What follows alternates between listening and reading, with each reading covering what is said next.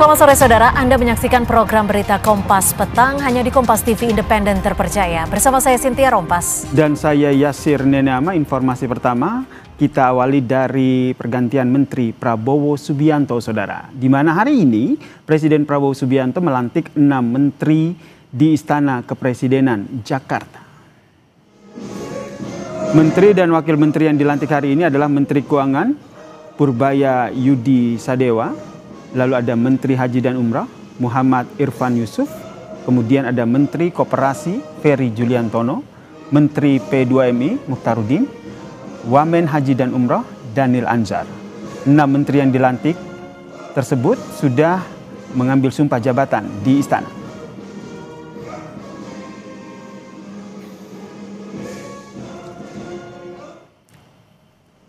Sebelumnya saudara, Menteri Sekretaris Negara dalam konferensi persnya mengatakan atas berbagai pertimbangan dan masukan ke Presiden Prabowo Subianto, Prabowo pun memutuskan untuk melakukan perubahan susunan Kabinet Merah Putih.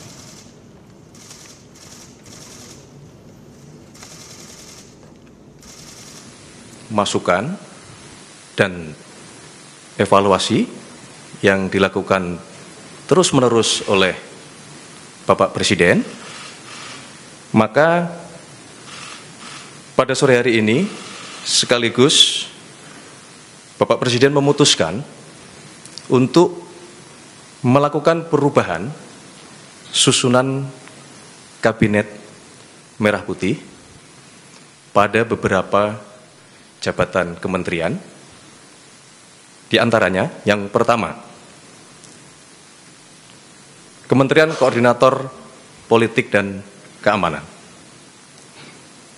Yang kedua, Kementerian Keuangan. Yang ketiga, Kementerian Perlindungan Pekerja Migran Indonesia. Keempat, Kementerian Koperasi. Dan kelima, Kementerian Pemuda dan Olahraga. Untuk ke-6 kementerian yang tadi kami sebutkan, 1 adalah kementerian yang baru dan 5 adalah kementerian yang terjadi perubahan susunan yang menjabat, maka pada sore hari ini akan dilakukan pelantikan di Istana Negara. Demikian yang dapat kami sampaikan. Semoga keputusan ini membawa kebaikan.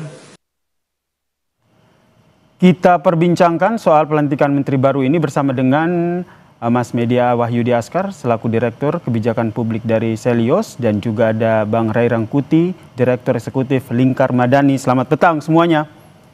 Petang Bung Yasir.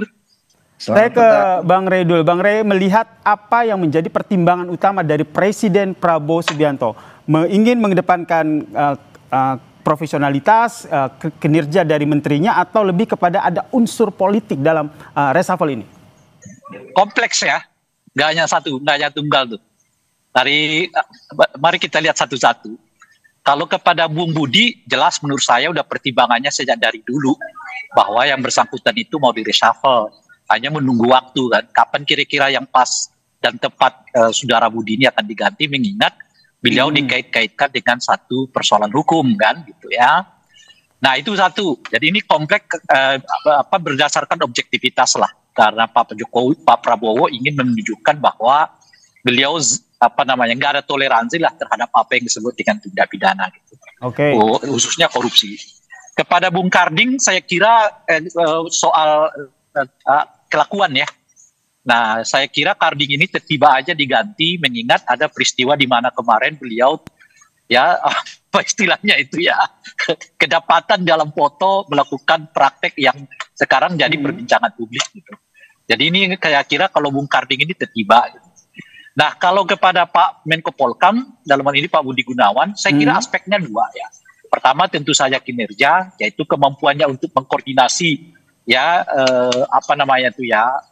kementerian-kementerian lain dalam hal peristiwa demonstrasi yang hampir berlangsung 1 minggu kemarin kan, dari dari tanggal 25 sampai tanggal 30-an, bahkan sampai tanggal 1 sampai 2 September gitu. Nah, itu yang pertama tuh. Tapi yang kedua, saya dengar-dengar tuh karena memang basis politiknya juga makin melemah di lingkaran Pak Jokowi. Karena PDI Perjuangan selama ini yang dianggap sebagai pendukung Pak Budi Gunawan di kalangan istana juga mulai mengendurkan ya dukungannya kepada Budi Gunawan pasca Budi Gunawan kelihatan tidak memiliki satu geliat berhadapan dengan kasus hukum yang dihadapi oleh saudara Hasto. Jadi ada soal basis politik yang melemah, ada soal kinerja dari Pak Budi Gunawan gitu. Oke, kalau soal basis politik dan juga kinerja ini, Bung Rey, apakah ini juga berlaku untuk Menteri Koperasi dan juga Menteri Keuangan? Enggak, nanti Menteri Keuangan. Kalau Menteri Koperasi itu menurut saya sejak dari awal. Sudah dari awal ya? Ini akan di-reshuffle ya. Nah, cuman nunggu waktu yang tepat, momentum yang tepat. Dan ini waktunya gitu. Nah, kalau Menteri Keuangan ini menurut saya bukan kinerja ya. Jadi kan kita dengar kemarin-kemarin dalam peristiwa 27-28 Agustus itu sudah beredar isu bahwa Ibu Menkeu akan mengundurkan diri. Nah, tetapi ternyata tidak mengundurkan diri, tapi sekarang direshuffle oleh Pak Prabowo. Jadi soal mau mengundurkan diri itu dan sekarang direshuffle itu udah klop sebetulnya antara keinginan Ibu Sri Mulyani dengan fakta ya bahwa sulit juga bagi Pak Prabowo untuk mempertahankan posisi Ibu Sri Mulyani. Gitu. Nah, cuma saya mau mengatakan pilihan Ibu Sri Mulyani kalau mundur ini atau di reshuffle ini adalah pilihan yang anti klimaks ya bagi Ibu Sri Mulyani. Gitu. Kenapa saya sebut begitu? Kita mengandai dulu deh kalau sekiranya Ibu Sri Mulyani benar akan mundur dari jabatannya dahulu tuh ketika terjadi peristiwa politik di mana Pak Jokowi mendorong Gibran sebagai calon wakil presiden. Saat itu kita mendengar informasi banyak anggota kabinet yang agak kecewa gitu. Mungkin mundurnya dan dirasafalnya Ibu Sri Mulyani akan disambut dengan tepuk tangan publik. Tapi sekarang saya kira mundurnya Ibu Sri Mulyani tahan di situ dulu karena Ibu Sri Mulyani ini seperti anti klimaks. Anti klimaks. Kami sudah tangkap poinnya. Penggantian dari Menteri Keuangan Sri Mulyani anti klimaks. Sebelumnya, saudara, kami juga sudah mencoba untuk mengundang perwakilan dari istana untuk bergabung dalam diskusi kita pada petang ini, namun belum bisa bergabung. Saya ke Bung Askar. Bung Askar, sebagai Direktur Kebijakan Publik Selios gitu, tentu punya pandangan tersendiri terkait dengan reshuffle Menteri Keuangan Sri Mulyani ini. Iya, untuk Bu Sri Mulyani saya kira dalam literatur administrasi publik itu ada kondisi di mana pejabat tinggi mengalami diminishing return of effectiveness. Jadi kelihatannya Bu Sri Mulyani setelah periode panjang menjabat, maka ada masa akhirnya jabatan, energi, ide, dan legitimasi politik dari Bu Sri Mulyani terus mengalami penurunan. Jadi ada kejenuhan dalam menghadapi masalah yang berulang, termasuk juga penurunan inovasi, baik itu di sektor perpajakan, termasuk juga beberapa waktu terakhir disorot dengan RAPBN kita, yang kelihatannya Bu Sri Mulyani tidak mampu berdiri tegak sebagai bendahara negara dan cenderung kemudian tidak disiplin lagi secara fiskal. Jadi saya lihat dalam konteks Menteri Keuangan terjadi birokratik fatigue karena tekanan yang berlebihan, dan tahu ya spotlight terhadap Bu Sri Mulyani kan tinggi sekali, dan di titik tertentu kelihatannya burn out dan akhirnya kemudian mempengaruhi kejernihan dalam merancang kebijakan strategis. Jadi saya kira kritik publik terhadap Kementerian Keuangan juga masuk akal, dan kemudian kelihatannya juga sudah dalam posisi untuk kemudian mungkin tidak hanya untuk pribadi ya, tapi juga demi menjaga kualitas keputusan negara. Bung Media, Anda melihat penggantinya yaitu mantan Kepala LPS Purbaya Yudi Sadewa ini seperti apa? Karena kekhawatiran jangan sampai akhirnya dengan pergantian Menteri Keuangan ini akan mengganggu pasar Indonesia. Ya, kalau kita lihat dari latar belakang pendidikan beliau ya, kelihatannya juga memang mau kan Menteri Keuangan harus berasal dari teknokrat, dan penggantinya sebetulnya juga cukup kuat begitu ya, sama-sama lulusan luar negeri karena jabatan di lembaga keuangan. Tapi kan soal trust harus dibangun ya, dan saya percaya bahwa waktu itu kan terus berubah dan kemudian ada masa juga kemudian digantikan oleh yang lain terus untuk kemudian kita lihat bagaimana menteri yang baru ini mudah-mudahan bisa lebih baik dari menteri sebelumnya. Memang ada catatan-catatan soal kelebihan tentu saja, termasuk juga kekurangan ya, karena dari segi karir politik juga ada banyak kritik juga sebetulnya untuk menteri yang baru ini, termasuk juga pengalaman di sektor tertentu yang mungkin perlu kita lihat dan kita uji bersama. Tapi saya kira hari ini semangatnya adalah memastikan kembali sektor-sektor utama yang hari ini menjadi kritik publik itu bisa direspon oleh menteri yang baru, khususnya efisiensi anggaran yang sekarang masih terus harus ditinjau kembali, restrukturisasi hutang, terus kemudian keberanian bendahara negara untuk berdiri tegak menjamin disiplin fiskal agar tidak masuk terlalu jauh pada ruang-ruang politik. Dan tantangannya ini saya kira di Menteri Keuangan yang baru. Ini tantangan untuk Menteri Keuangan yang baru ya, Bang Media. Iya. Saya ke Bung Rey. Bung Rey melihatnya seperti apa? Tadi menarik yang Anda sampaikan bahwa sebenarnya kalau dari gejolak politik Menko Polhukam ini sebenarnya sudah ingin diganti. Timelinenya apakah ini memang sudah pengen diganti tapi menunggu momen? Kebetulan ada momen yang unjuk rasa kemarin yang dianggap tidak bisa mengendalikan situasi sehingga akhirnya diganti atau bagaimana? Sebetulnya yang paling pertama itu adalah soal basis politik Pak Budi Gunawan yang makin melemah gitu. Okay. Jadi boleh jadi beliau sudah dalam radar untuk di reshuffle, tapi tidak secepat yang sekarang gitu loh. Nah, jadi ini di luar dugaan ya soal reshuffle ini gitu. Nah, bahwa Pak Menko Polhukam mungkin sudah dalam radar bakal diganti itu iya. Tapi bayangan saya itu nanti mungkin 2026 ya 2027 gitu. Tapi bahwa sekarang di reshuffle, nah itu yang menarik tuh. Nah, padahal ya secara publik sebetulnya ya Pak Budi Gunawan nggak terlalu disentuh kan. Sebab yang paling banyak dibicarakan masyarakat di demonstrasi tanggal 27-28 itu adalah Kapolri mundur gitu loh. Kapolrinya nggak mundur, padahal Pak Budi Gunawan yang mundur ya kan. Tapi ya apa namanya itu ya menarik juga ya di Indonesia ini gitu. Yang di bawah koordinasi Menko Polhukamnya nggak mundur, Menko Polhukamnya sendiri mundur gitu. Oke, jadi menurut Anda lebih mendominasi soal basis politik ya. Ini sebenarnya yang ingin saya tanyakan juga pada pergantian menteri lain karena ada nama Abdul Qadir Karding yang juga diganti, kemudian ada Budi Ari juga diganti. Apakah ini juga lebih mendominasi basis politik atau memang karena kinerja? Ini yang nanti kita bahas ya. Usai jeda, tetaplah bersama kami di Kompas Petang.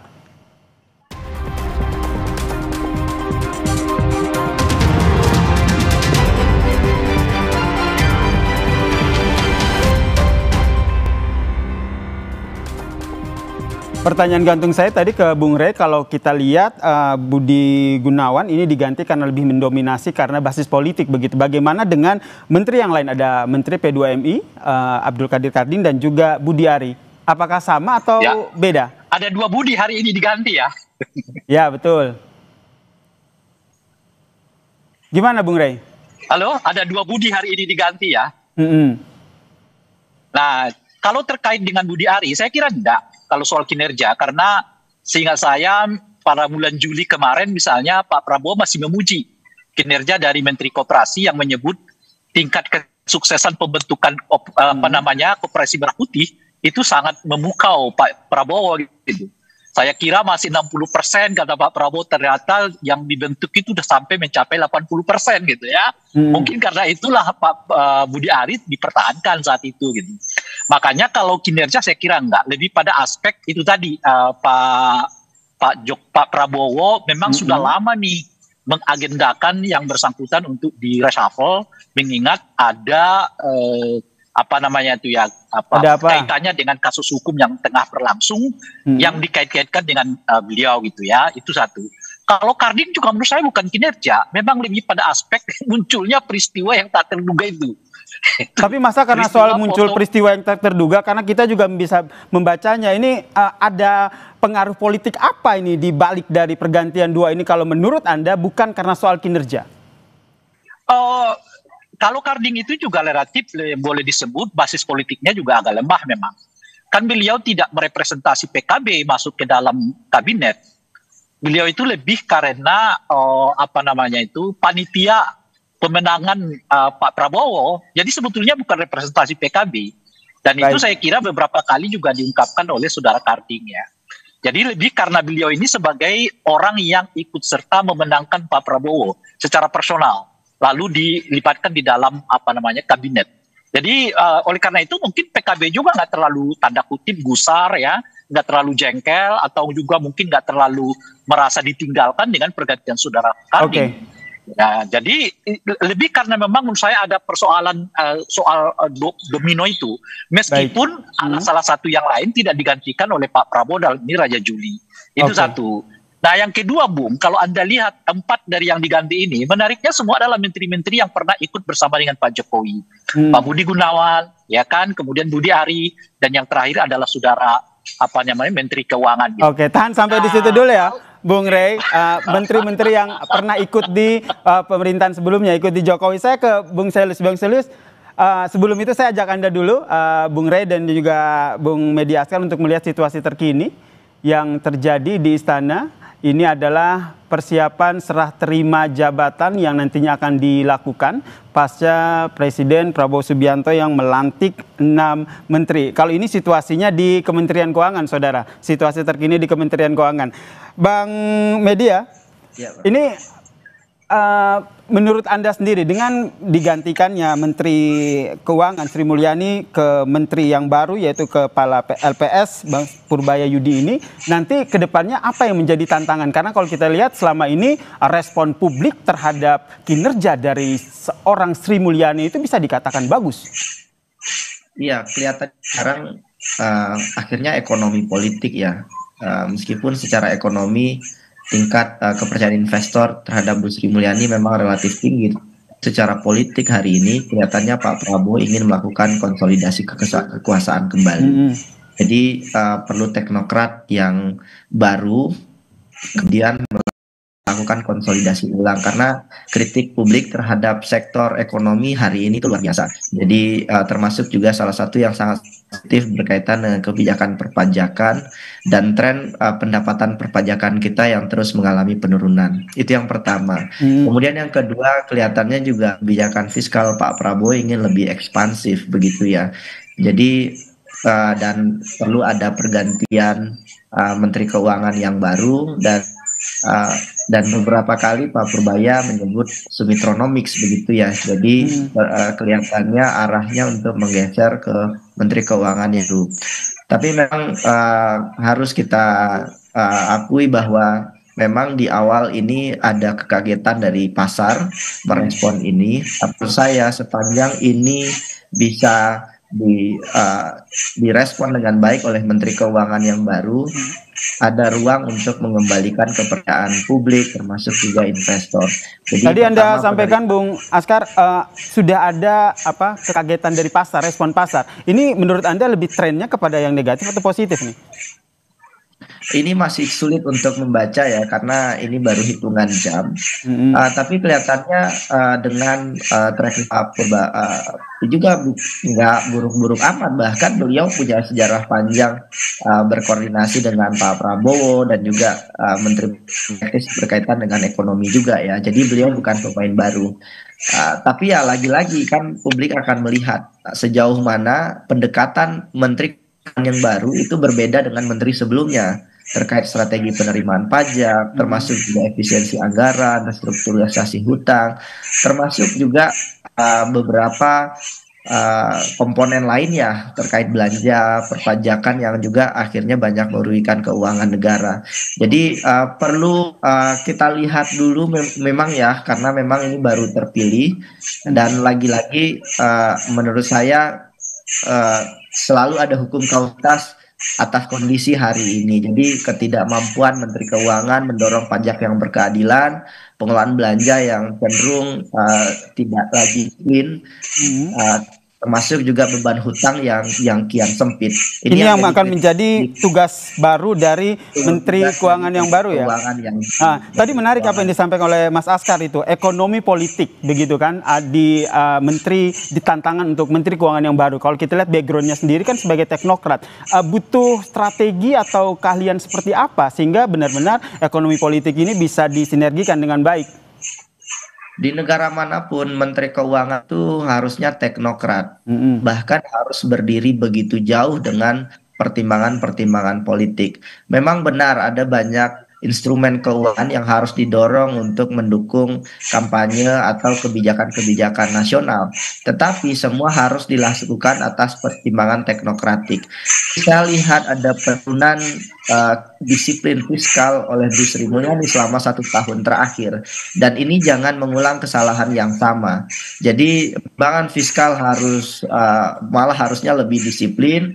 Jangan lagi ada kebijakan-kebijakan ekonomi makro yang tidak transparan, tiba-tiba cetak uang, tiba-tiba mengeluarkan dana publik untuk koperasi desa merah putih misalkan, termasuk juga berbagai macam instrumen ekonomi yang kemudian didorong untuk melakukan percepatan danantara tanpa melewati proses pertimbangan ekonomi yang baik. Sebentar, Bung Media, bukankah kebijakan-kebijakan yang tadi Anda sebutkan adalah kebijakan-kebijakan atas sepersetujuan dari Presiden Prabowo Subianto? Kalau seandainya menteri yang baru, kalau seandainya masih di bawah Presiden Prabowo Subianto, bukankah kebijakan itu akan terus berlanjut? Kalau menterinya benar ya, kan bisa ngerem dan tahu kapan ngegas. Jadi kalau kemudian digas terus, hancur APBN kita gitu ya. Jadi lagi-lagi independensi Menteri Keuangan juga menjadi tantangan ke depan. Memang Menteri Keuangan itu di bawah Presiden, tetapi lagi-lagi sepanjang Menteri Keuangan itu bisa menghindari konflik kepentingan, kita akan aman. Karena ekonomi makro kita dikelola secara baik dan independen, prinsip yang hati-hati. Tetapi kalau kemudian ada banyak konflik kepentingan dan kemudian Menteri Keuangan yang baru juga terjebak pada kondisi yang sama, ya maka tidak akan ada perbedaan yang signifikan, Mas, dalam sektor keuangan dan ekonomi kita ke depan. Ini harapan untuk PR dari Menteri Keuangan yang baru ya, dari Anda. Saya ke Bung Rey. Bung Rey nanti melihatnya seperti apa nih kinerja dari para menteri-menteri yang baru dilantik oleh Presiden Prabowo Subianto ini? Sorry, tadi saya ralat ya, jadi bukan 3, malah 4 ya. Mantan Menteri Pak Jokowi yang sekarang di reshuffle, termasuk di dalamnya adalah Menteri Pemuda. Itu kan juga Menteri Pak Jokowi dulu kan. Sekarang juga diresapel oleh Pak Prabowo. Jadi kalau kita lihat hari ini, artinya terjadi de-Jokowinisasi di kalangan kabinet. Dari sekitar berapa jumlah anggota kabinet yang dulu pernah bergabung dengan Pak Jokowi, sekarang 5 diantaranya diresapel oleh Pak Jokowi. Dan saya kira arahnya nggak kembali ke Pak Jokowi nih.